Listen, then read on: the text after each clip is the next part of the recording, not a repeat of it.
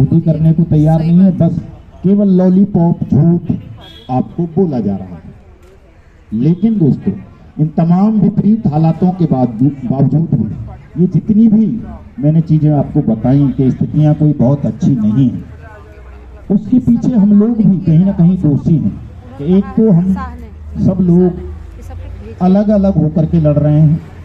मैं पिछले काफी समय से ये प्रयास कर रहा हूँ कि सब लोगों को एक मंच पर लाया जाए, एक लड़ाई लड़ी जाए, चूंकि हम सबकी पीड़ा दुख दर्द वो एक जैसा है, कोई भिन्न भिन्न नहीं है, अलग अलग नहीं है। किसी का भी दर्द, किसी की भी पीड़ा, चाहे आप सहारा इंडिया वाले हों, PACL वाले हों, बाइक बोट वाले हों, RMCL वाले हों, KBCL वाले हों, परम भूमि, नवजीवन, संजीवन, आदर्श, जो भी हैं, सबका जो दर्द है, पीड़ा है, समस्या है, वो एक जैसी है और सबका समाधान है इस अनियमित जमा योजनाएं पाबंदी कानून 2019 में छुपा हुआ है।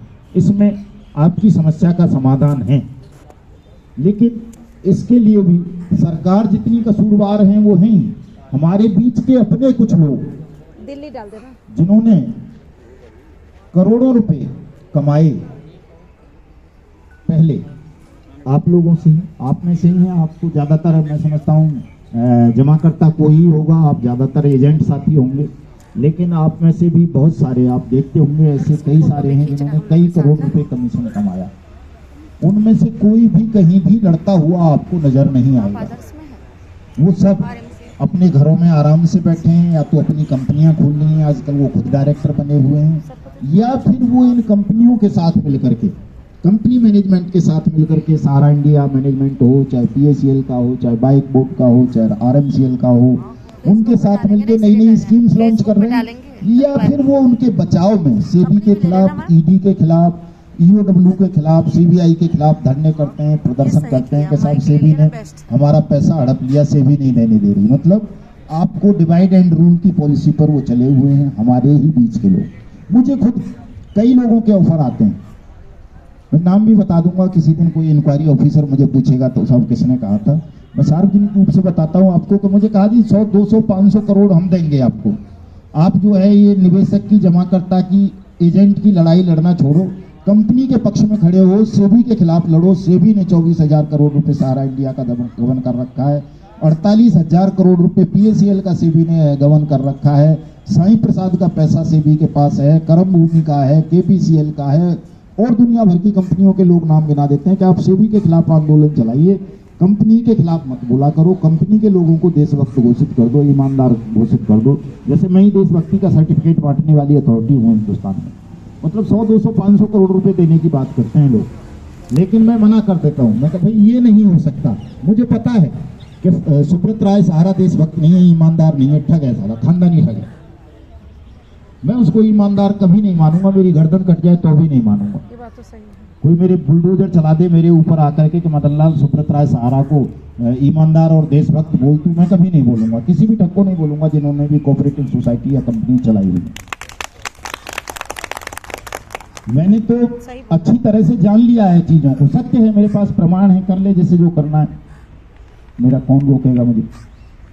मैं अच्छी तरह से सबके प्रमाण मैंने जुटाए हैं, किसने कहां कहां कैसे कैसे ठगी की है, सब ने A to Z ने, किसी की कोई प्रोडक्शन हाउस नहीं है, इनके कोई कारखाने नहीं चल रहे, केवल इन्होंने तेरी टोपी उसके सर, उसकी टोपी उसके सर, उसकी टोपी उसके सर, स्कीम बनाई, पिरामिड स्कीम चला दी, पॉन्जी स्कीम चला दी, मेरा पैसा दिवाकर जी को दिया, दिवाकर जी का उसको, और लास्ट में जब बात आती है कि लास्ट वाला तो हमेशा घाटे में होता ही है, पहले वाला मालामाल हो जाता है कई आदमी। लेकिन ये ठग क्या करते हैं, मान लीजिए मैं पहला व्यक्ति था, पहली एजेंसी मेरी थी और मेरी लंबी चेन बन गई 10,000 की, तो मैंने कई करोड़ कमा लिया जब 10,000 की बन गई थी।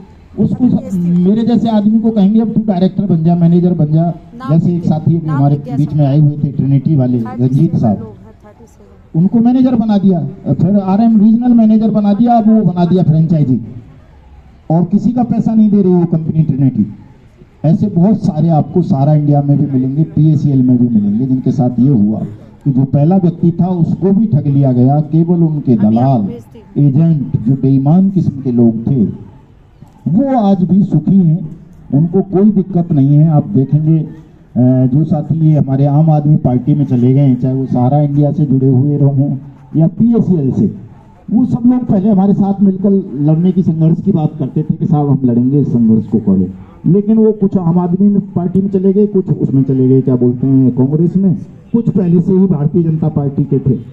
क्योंकि जब तक देश में ये टीवी चलता रहेगा, व्हाट्सएप यूनिवर्सिटी चल रही है, तब तक मतलब 30% लोग तो हिंदुस्तान के मानते ही रहेंगे कि नरेंद्र मोदी ईमानदार हैं, राहुल गांधी ईमानदार हैं, मायावती ईमानदार हैं, केजरीवाल ईमानदार हैं, क्योंकि दिन रात उनको प्रमोट किया जाता है, बताया जाता है कि साहब ये ईमानदार हैं। लेकिन सच्चाई ये है, इनमें से कोई भी ईमानदार नहीं है, सब ठगों के टुकड़ों पर पलने वाले लोग हैं। इसलिए ये ठगों के खिलाफ कोई भी सख्त कार्रवाई करने को तैयार नहीं। अच्छा बोल रहे हैं। वरना इतने सारे लोगों की आत्महत्या कर लेने के बाद, इतने लोगों के पत्र, इतने सुप्रीम कोर्ट के आदेश आ चुके हैं सहारा इंडिया और PACL के मैटर में, तो साईं प्रसाद के मैटर में बॉम्बे हाई कोर्ट का ऑर्डर आ गया है, से भी हजारों आदेश पारित कर चुकी है कि लोगों के पैसे वापस किए जाए। प्रधानमंत्री के संज्ञान में है, गृह मंत्री जानते हैं, पार्लियामेंट पूरी जानती है, तमाम नेता विपक्षी पार्टियों के जानते हैं, उसके बावजूद कोई भी आपके मामलों पर ठीक से मुंह खोलने को तैयार नहीं। इसलिए हम इनको कभी ईमानदार नहीं मानेंगे। और दोस्तों, ये जो आग धीरे धीरे जल रही है, लोगों को पता चलता जा रहा है कि उनके साथ हुआ क्या है। ये जो आपका संकल्प है, जो आपने शपथ ली है, पहले भुगतान फिर मतदान की, ये बहिष्कार का हथियार है। ये इतना मजबूत हथियार है आप लोगों के पास कि इसके लिए आपको किसी को जंतर मंतर आने की आवश्यकता नहीं है, रामलीला मैदान आने की आवश्यकता नहीं है, कहीं और जाने की आवश्यकता नहीं है कि आपको किराया भाड़ा खर्च करना पड़ेगा या कहीं रुकना पड़ेगा तो पैसे खर्च होंगे, या कुछ और कोई बैनर बनवाना पड़ेगा तो साहब उसमें खर्चा होगा, कहीं माइक करना पड़ेगा, मंच लगाना पड़ेगा, या कोर्ट में वकील करना पड़ेगा तो पैसे खर्च करने पड़ेंगे। कहीं कुछ खर्चा तो नहीं हो रहा इसमें। तो वोट का बहिष्कार करना है। इस संदेश को आप पूरे देश के 20 करोड़ लोगों तक अगर पहुंचा देते हैं, पहुंचा सकते हैं, जितने लोग हम बैठे हैं। सहारा इंडिया जब 1978 में शुरू हुई तो बताते हैं 2000 रुपये में शुरू की थी उसने, उसी का उदाहरण देता हूं ना आपको। लेकिन आज उसने 12 करोड़ लोगों को ठग लिया, 3 लाख करोड़ रुपए की प्रॉपर्टी, 1 नंबर की बताता है, 2 नंबर की पता नहीं कितनी होगी। हाँ, वो एक मैं कह रहा हूँ, उसने, उस आदमी ने 12 करोड़ लोगों को ठग लिया, 12 लाख लोगों की एक चेन बना ली। एजेंट्स जो हैं उसके अभिकर्ता, एडवाइजर्स, वो 12 लाख हैं।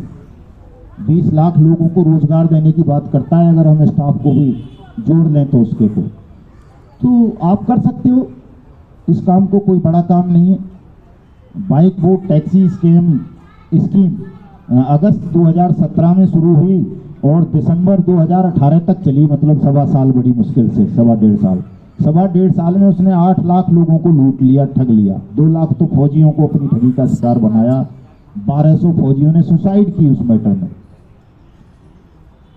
और आपकी ये राधा माधव कॉरपोरेशन लिमिटेड बड़ी मुश्किल से 1 साल या 1.5 साल ही चली ना राजकुमार साहब।